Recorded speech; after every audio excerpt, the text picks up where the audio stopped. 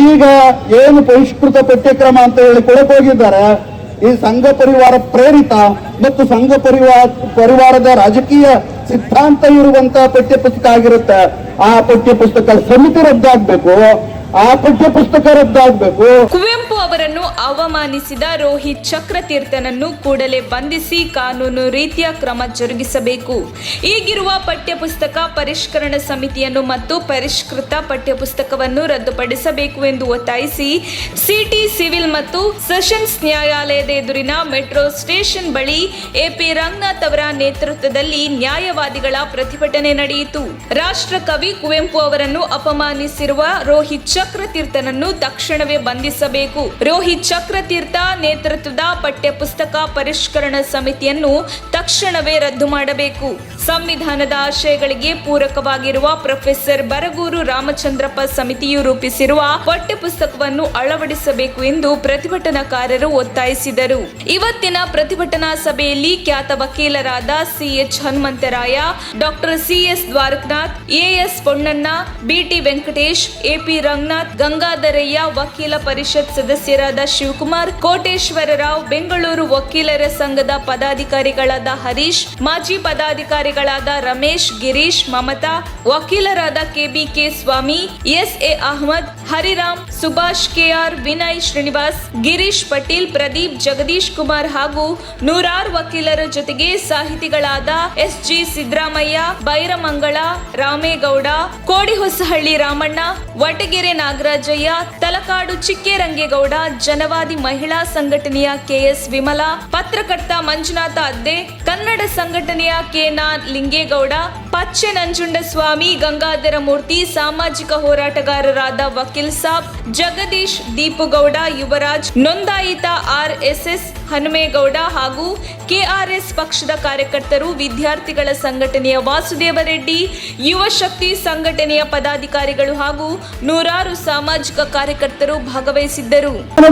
ಅಂದ್ರೆ ಅಂತ ರೋಹಿತ್ ಚಕ್ರತೀರ್ಥನನ್ನ ಪಠ್ಯ ಪುಸ್ತಕವನ್ನ ಏನು ಪರಿಷ್ಕರಣೆ ಮಾಡೋದಕ್ಕೆ ನೇಮಿಸ್ತಾರೆ ಅಂದ್ರೆ ನಿಜಕ್ಕೂ ಇದಕ್ಕಿಂತ ಅಪಮಾನದ ಸಂಗತಿ ಇನ್ನೊಂದಿಲ್ಲ.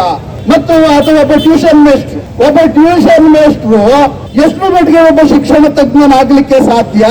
ಪಠ್ಯ ಪುಸ್ತಕವನ್ನ ಶಾಲಾ ಕಾಲೇಜು ಹಂತದ ಪಠ್ಯ ಪುಸ್ತಕವನ್ನ ರಚಿಸಬೇಕು ಅಂದಾಗ ಶಿಕ್ಷಣ ತಜ್ಞರಿರ್ಬೇಕು. ಮತ್ತು ಇಲ್ಲಿರೋದು ಕೇವಲ ಬ್ರಾಹ್ಮಣರು ಮಾತ್ರ ಹೆಚ್ಚು. ಯಾರೋ ಒಬ್ಬ ಸದಸ್ಯರು ಮಾತ್ರ ಬ್ರಾಹ್ಮಣೇತರ ಸದಸ್ಯರಿರೋದು. ಆ ಸದಸ್ಯರು ಕೂಡ ಈ RSS ಸಿದ್ಧಾಂತವನ್ನ ಪೋಷಿಸುವಂತ ಒಪ್ಪಿಕೊಂಡಿರುವಂತ ವ್ಯಕ್ತಿ. ಅಂದ್ರೆ ಈಗ ಏನು ಪರಿಷ್ಕೃತ ಪಠ್ಯಕ್ರಮ ಅಂತ ಹೇಳಿ ಕೊಡಕ್ ಹೋಗಿದ್ದಾರೆ, ಈ ಸಂಘ ಪರಿವಾರ ಪ್ರೇರಿತ ಮತ್ತು ಸಂಘ ಪರಿವಾರದ ರಾಜಕೀಯ ಸಿದ್ಧಾಂತ ಇರುವಂತಹ ಪಠ್ಯ ಪುಸ್ತಕ ಆಗಿರುತ್ತೆ.